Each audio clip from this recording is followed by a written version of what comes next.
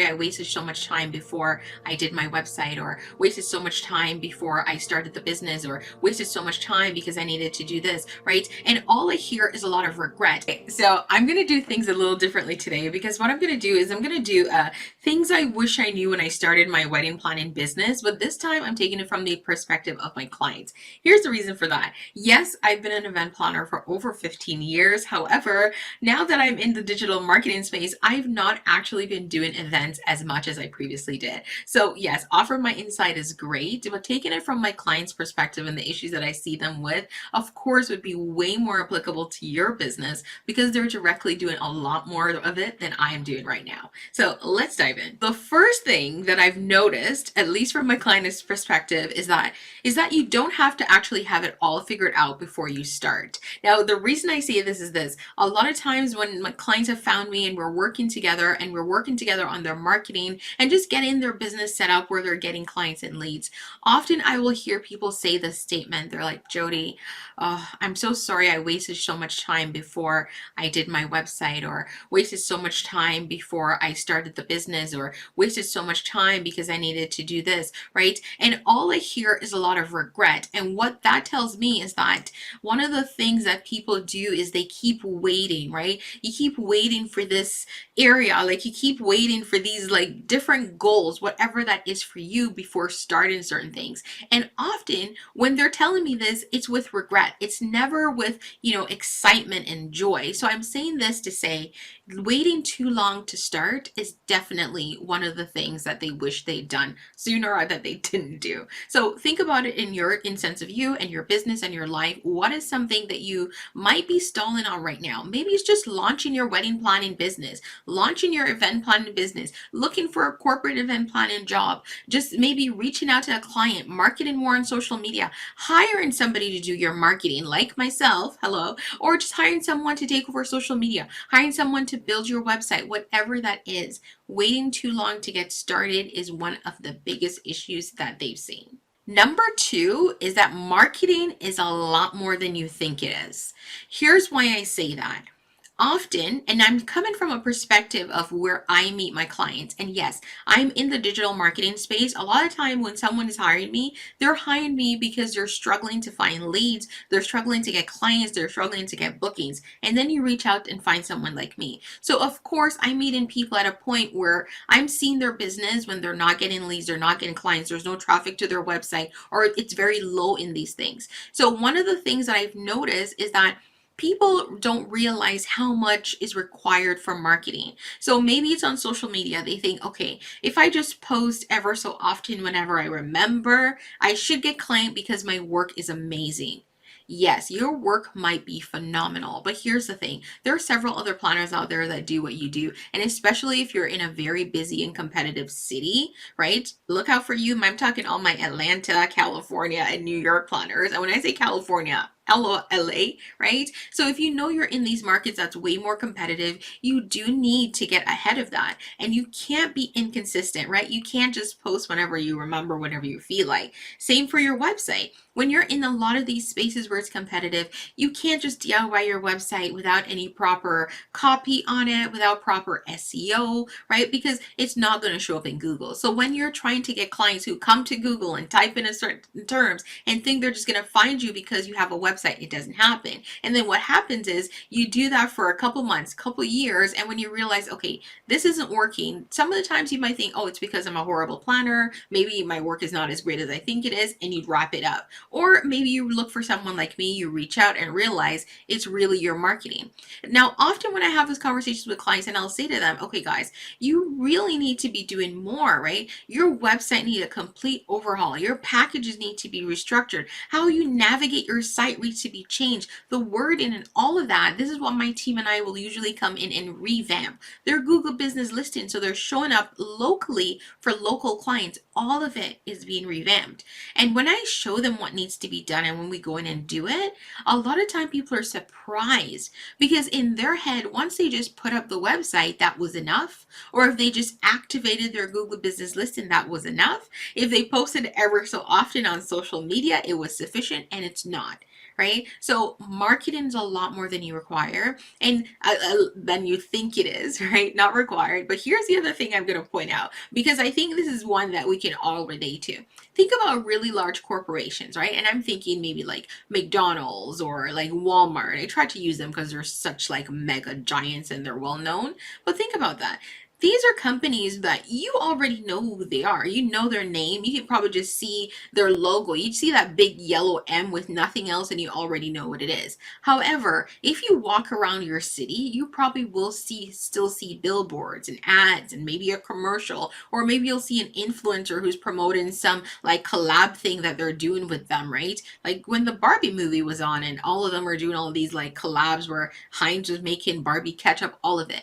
The fact that they still need to do that, they're still marketing, right? Marketing doesn't stop, right? So it's a lot more than you think it is. And if you're struggling to get leads and struggling to find clients, you're probably not marketing enough. Number 3 is that you don't need to invest a ton of money into your business before you fully understand who your clients are. Now, I'm talking to all of you who are out here buying up tons of supplies, right? I speak to people sometimes and they're like, Jody, I have a whole warehouse of supplies and they're hiring me to do their marketing. And I'll say, okay, I don't understand how you have a warehouse where you spent money. You're paying for a warehouse, you've paid for the supplies, but you don't have a consistent stream of clients. Now, here's my thing, guys. You do not need to spend a ton of money on supplies and building an inventory until you fully understand who your clients are and what you'll need. You can rent them, right? And I'll even say this, like there are the early days where I would speak to people and back then I used to do a lot more coaching, right? Where I'm just having conversations and walking you through a lot of your business issues. Now, where you're meeting me today, my company is really more focused on the done for you marketing. So here's the thing though, in those early days, I'd be talking to people and they're telling me about these inventories and all these things that they have. And I'll say to them, okay, so what happens if you have a client who comes in now and they want like a specific thing that you don't have in your inventory? What happens? And they'll say, well, I guess I'll have to go and buy it or rent it. And I go, well, that to me is the perfect example of why you shouldn't be building a huge inventory until you've figured out what your clients need and who your clients are. Because your taste or what's trendy or what you might see other planners have in their inventory or what other vendors might be selling might be very different from what your first couple of clients need. So don't invest a ton of money until you figure that piece out. Now, yes, once you've gotten a couple clients under your belt or you have a stream of clients and you start to understand, okay, everyone needs X, everyone seems to need this type of table, they all want this type of chair, then it might be more beneficial to you both financially and just for your profit line to invest in purchasing those, right? But until then, rentals are an option, right? And the other thing that one of my clients always says, by the way, she's like, look for businesses that are going out of business or who might just have inventory they're trying to get rid of before you're going out and spending a ton of money on new supplies. So keep those money in the areas that they really will serve you best. And that's including like building the business and building your brand. So getting your website up, doing your marketing, building your processes, your back end, your CRM, right? All the things, setting up the foundations, getting your bank accounts and all these things together and in place might be a better investment than just immediately purchasing inventory that you could rent until you have a better sense of who your clients are. Number 4 is, of course, pricing. This is one that I used to hear from my coaching clients all the time, and I still hear today, right? Incorrect pricing will definitely sink your business. Now, a lot of times when we come into the space, I get why people struggle with pricing, because if you've come into the space where you were a bride, you planned your wedding, you love what you do, or maybe you just started out planning family events and you really enjoyed planning them. I know, because that's how I initially started. I get that. I understand that completely. You don't have a sense of what a price should be because you're on the side where you've DIY'd and done a lot of it yourself. So you've dealt on the vendor side, so you might know the vendor pricing, and that's really all it stops. Now, a lot of people will make the mistake of they'll start charging based on what they see their competitors charging. And I tell my clients, yes, you should look around and know what your competitors are charging. That just makes sense. But that's for you to understand what the market price is, right? So look around, survey, see what your competitors out there are charging. But that doesn't mean that's what you need to charge, because you're in a different place in your business. You don't know how they got to those prices, right? You might see a company out there that's charging $2,000 to plan a wedding, this random number and random example, and you go ahead and you start charging that with no concept of how they actually developed or structured that price or that package. The thing that does to you is that you might charge that and you find out that, oh my God, it costs way more than that for you to put on an event or for you to work with a client. And now you're not making any profit, right? Pricing issues, when pricings are not accurate, can completely sink your business, because what it leads to is you not making any money. And we're not making any money. You're investing time, you're investing all money otherwise. Obviously, at some point, you're going to stop doing the business. So it's important to know your pricing. Now, I'm going to link like a pricing blog as well as a pricing worksheet for this below this video, just so you have something, a resource or a tool that you can start with if you're stuck on pricing. But I'll give you some tips here right now, and I'll say this: never price based on your competitors. Your competitors' price might be based on years of working in the industry, years of having relationships and deep discount from their vendors, years of perfecting their craft, where it takes them less time to execute something that it might take you. So you don't want to just use their price just based on what it is, because you don't know how they got there. The other thing you need to do is you need to think of your pricing in terms of what it's going to cost you to put on the event, but also your time, right? Never just look at something and say, okay, well, the venue is going to charge me $1,000. I think I can make $200. Say the client now is going to be $1,200, right? That's not an accurate pricing, because events require a lot more than that. It requires a lot of your time, you doing setup, tear down, delivery. Like, there's so many pieces involved, and you need to accurately account for that. And I'm also going to link pricing videos down below. I also have one on the channel. You can search it and find them, that will just walk you step by step to break down how to actually come up with your different pricing structure and what works best for you. I won't detail it here, but I'll stop right there on pricing so you can go check that out, and I'll jump into our next tip. Number 5, and this is one of the biggest things that a lot of my clients will say that they wish they knew before they started, was to seek help before they needed it, right? And I get this one completely, because I'm that kind of person. I'm the kind of person where I love to do things on my own, right? I need to get something done and I'll just jump in and start doing it. I know it's not the best way to do things, especially sometimes. I'll be completely honest, guys. Sometimes I'll jump in and be doing a task like something on Canva, where I have a team of people that I work with, right? Like, I have a designer on my team, I have a VA, right? There are people who are so much better at this than me, because they do it mainly, that's their main job, right? So they spend so much more time like in Canva, where they know all the shortcuts and hacks that I don't, because I'm not in the program as much as they are.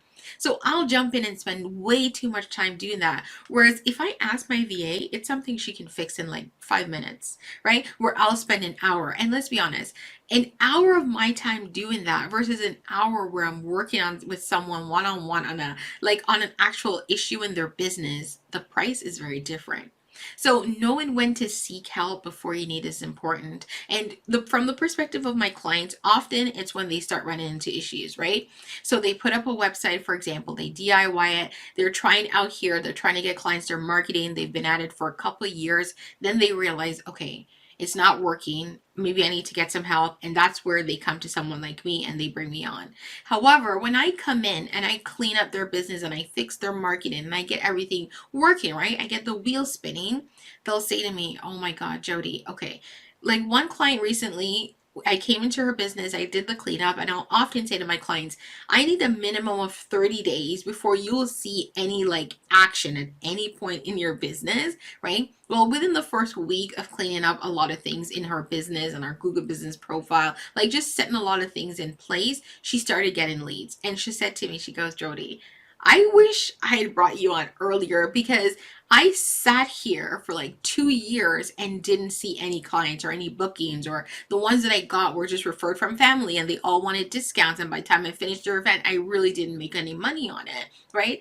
And all that time, I could have had this flow where I've now booked 2 clients just from the things that you've done so far, that's made up for what I've paid for you. Now, here's my thing with that. I know when you're in it, it's hard to say, okay, I need to hire someone because this is going to fix my business immediately. You don't have that foresight. So I hope this video and this tip helps you to kind of reflect and think about the things that you might have been delaying. Maybe it's just getting someone to manage your social media because you know you're not posting consistently, and just hiring like a social media coordinator, someone, social media assistant who just posts for you every day or every couple of days each week will get you the traction so that you start showing up in the feed, you start getting more visible, and you're getting in front of the clients who should be seeing your content and therefore getting more leads and bookings. So whatever that is, don't wait too long because this is a big one that they often see. Now, I hope these tips were helpful to you. I'll drop all the resources I mentioned down below, but if there's anything I mentioned where you would like a resource or tool for, just drop a comment and I'm happy to link you to something. I'm sure I have a ton on my website. Guys, I've been doing this for almost 10 years. I'm sure I have a ton of resources that I can send to you that will be helpful. A lot of them are free, just links, blogs on my site, or another YouTube video. Or if you need to connect with me one-on-one, we can definitely have that conversation. I'll link my link below as well, where you can always schedule a call with me. Thank you so much for watching, guys, and see you on the next video.